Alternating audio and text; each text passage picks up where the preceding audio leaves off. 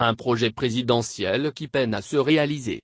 Vendredi 15 février 2019, Forgues-Nassimbe pose la première pierre de ce qui a été présenté comme le futur hôpital de référence à Lomé répondant à tous les standards internationaux en la matière. Saint-Péregrin, tel est son nom, sera un hôpital construit sur 4 niveaux pour un coût total de 17 milliards CFA. À la manette des travaux, Madame Ingrid Daouadé, directrice générale de la Caisse nationale de sécurité sociale, CNSS.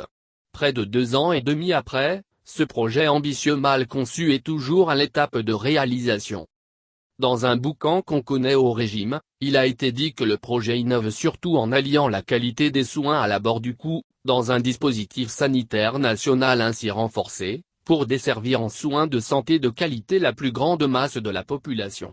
Il apporte également une solution durable aux carences du plateau technique national pour la prise en charge des victimes d'accidents du travail et des maladies professionnelles dont les coûts d'évacuation sanitaire dans des cliniques privées extérieures portaient un préjudice financier important à l'institution, avaient soutenu les initiateurs de ce projet.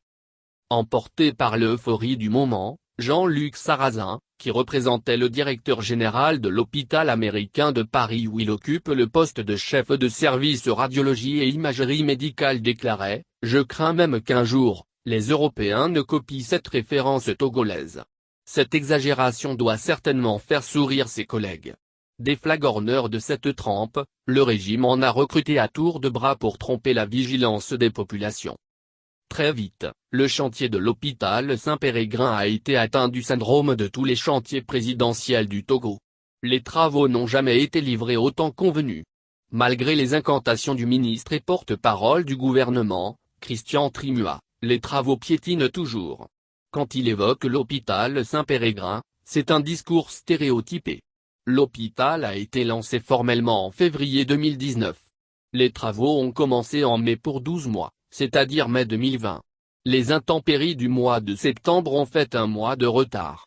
L'hôpital sera livré début juillet 2020, NDLR, répondait-il lors d'une émission sur la chaîne Africa 24. Malheureusement, juillet 2020 est passé, nous voilà en juillet 2021. Près de 2 ans et demi après le lancement des travaux, on en est toujours à l'étape de la pose de l'armature de l'ouvrage.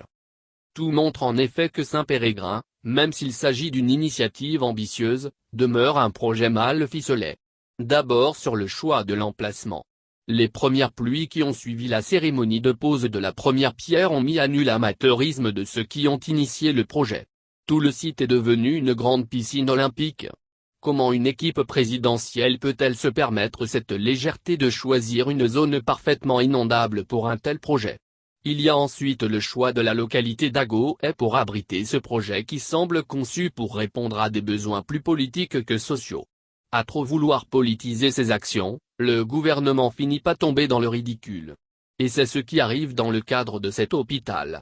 Selon des sources proches du dossier, Forgues-Nassimbe voulait procéder à l'inauguration de cet hôpital dans le sillage de sa campagne électorale de février 2020, un an après le lancement du projet.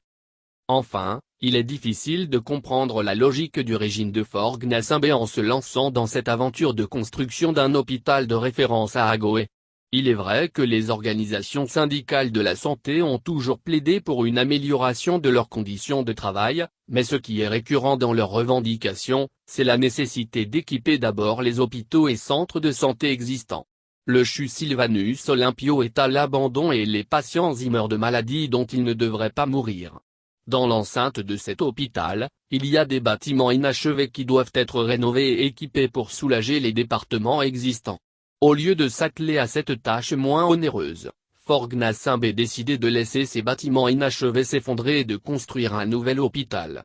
Du gâchis pour un pays qui peine à sortir du sous-développement et dont la principale quête est celle des financements étrangers.